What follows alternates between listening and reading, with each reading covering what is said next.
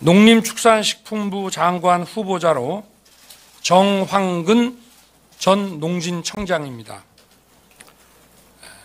정황근 후보자는 농림축산식품부의 요직을 두루 거친 정통 관료 출신으로 농촌정책국장, 농업정책국장, 청와대 농축산식품비서관을 지내며 농업정책 전반을 설계하신 분입니다. 농업진흥청장 재임 시절에는 기후변화와 농촌인구 고령화라는 농업 여건의 변화를 고려해 첨단 융복합 기술 기반의 생산성 증대, 스마트 농법 전환을 위해 헌신했습니다. 농촌이 직면한 현안 해결은 물론이고 농림축산업의 경쟁력을 강화해 미래 성장 산업으로 키워낼 적임자라고 판단했습니다. 네, SBS 김영래 기자입니다. 최근 이제 그 환태평양 경제동반자협정 CPTPP 관련해서 이제 농업계 반발이 꽤 심한 상황인데요. 여기에 대해서 후보자님은 어떤 입장이시고 또 보호 대책으로는 어떤 걸 생각하고 계신지 좀 설명 부탁드리겠습니다. 이제 우리가 그동안 이제 국익 차원에서 이제 다양한 FTA를 좀 체결을 많이 했잖아요. CPTPP도 이제 같은 차원인데 이제 국가 이익 차원에서는 추진해야 된다는 게 우리 국민 여론인 걸로 알고 있고요.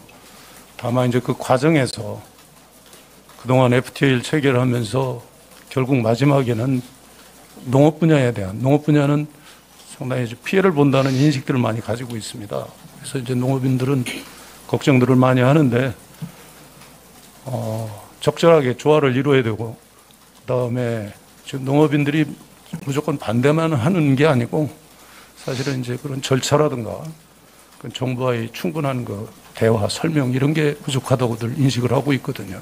그래서 그런 점에 대해서 충분히 상의를 하고 그다음에 관련해서 당연히 이제 대책까지 같이 추진을 해야 된다고 생각을 하고요.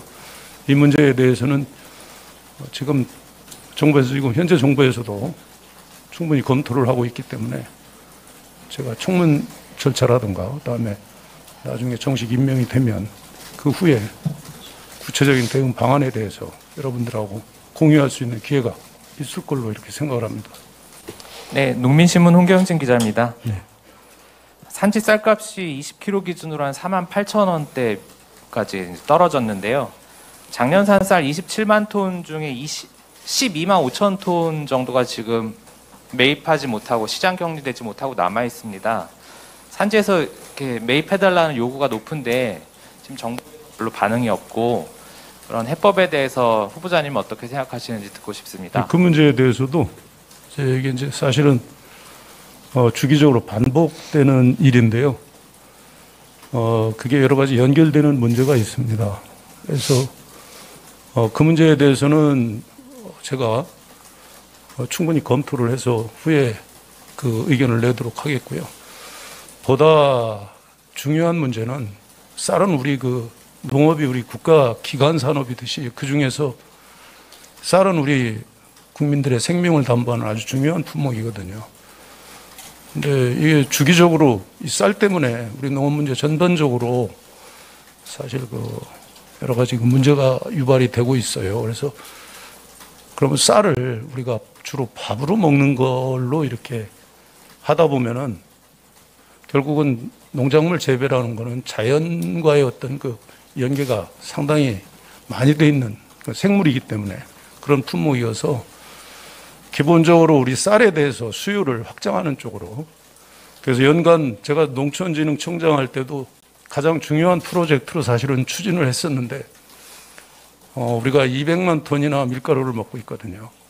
근데 그거보다 훨씬 좋은 게 쌀가루인데 그동안 품종 때문에 안 된 지금 품종이 개발이 되어 있습니다. 그래서 훨씬 밀가루보다 훌륭한 이 쌀가루를 우리가 가공하는데 뭐 10% 20% 이렇게 활용할 수 있게 되면 근본적으로 쌀 문제를 해소하는 데 크게 기여할 수 있다고 보고, 제가 이제 정식으로 임명이 되면 그 문제에 대해서 아주 그 상당히 중요한 정책의 하나로 추진을 하도록 그렇게 하겠습니다. 전자신문의 조전영입니다. 그 농촌 문제는 이제 지역균형 발전이나 그 지방 소멸하고도 좀 상당히 관련이 많은 것 같은데요. 아까 당선인께서 이렇게 소개해 주실 때 융복합 스마트팜이나 그 농촌 고령화 문제에서 전문성이 있다고 소개를 해주셨거든요. 혹시 이런 부분에 대해서 당선인이 지명할 때 좀 당부했었던 바가 있었는지 좀 네. 얘기를 해줬으면 감사하겠습니다. 그 말씀이 계셨고요. 기본적으로 우리 농업이 국가의 중요한 산업이고, 그 다음에 정말로 지금은 이렇게 다양하지 않느냐. 그리고 아까 여기 오기 전에 좀 대화를 나눴습니다마는 우리가 여러 가지 수익 개방이 되고 하면서 한쪽으로는 물론 그 어려움도 우리가 겪고 있지만 또 한쪽에서는 그에 대한 대응책을 우리가 개발하고 노력을 하면서 품질 면에서 보면은 정말 세계적인 그런 농산물들이 생산이 돼서 우리 소비자들이 드시고 계시거든요.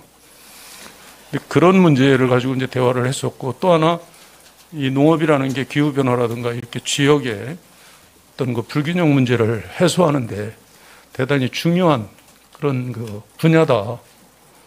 그래서 더구나 이제 여러 가지 융복합이라든가 새로운 그런 기술 개발 이런 게 이쪽에 접목이 되면 지역의 발전 또 기후 변화에 어떤 그 대응하는 데 있어서도 상당히 효과를 낼 수 있겠다 이런 말씀을 주셨고, 그동안 제가 이제 생각하고 있거나 경험하고 또는 가지고 있었던 생각을 앞으로 정책을 추진하는데 반영을 해서 우리 지역에는 이제 사실 지역 소멸 문제까지 거론이 될 정도로 어려움이 있고 고령화 문제도 있고 하지만 한쪽에서는 젊은 사람들이 상당히 관심을 많이 갖고 있고 성과를 많이 내고 있거든요. 그래서 그런 문제를 집중적으로 추진을 그렇게 하도록 하겠습니다. 네, 중앙선대위 김나윤 기자입니다. 농지법 관련해서 말씀 여쭙고 싶은데요. 농지 관련해서 최근 여러 투기 사례들이 발견되고 있는데 농지법 관련 소관부처가 농림부로 알고 있습니다. 후보자님이 장관에 취임하시게 되면 농지 관리 관련해서 어떤 입장이신지 좀 설명 부탁드리겠습니다. 농지는 정말 중요하죠.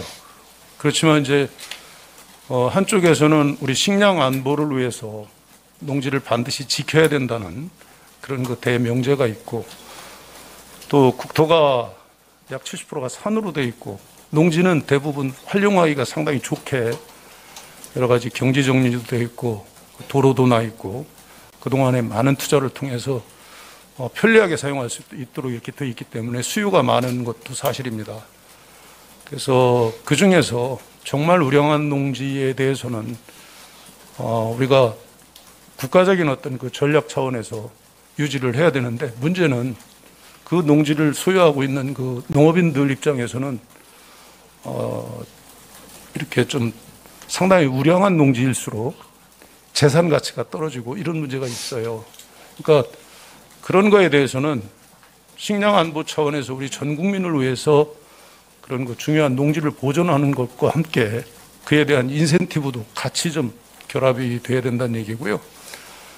또 농지 중에서 이렇게 좀 짜투리라든가 그동안의 개발 과정에서 이렇게 좀 다른 용도로 활용하면 지역의 어떤 개발이라든가 또 경관 차원에서 얼마든지 다른 용도로 쓸 수 있는 것도 있습니다. 그래서 그 문제는 정확하게 좀 이렇게 분류를 하고 해서 이게 규제 일변도가 아니고 활용할 수 있는 쪽은 활용할 수 있도록 그렇게 추진을 하겠습니다.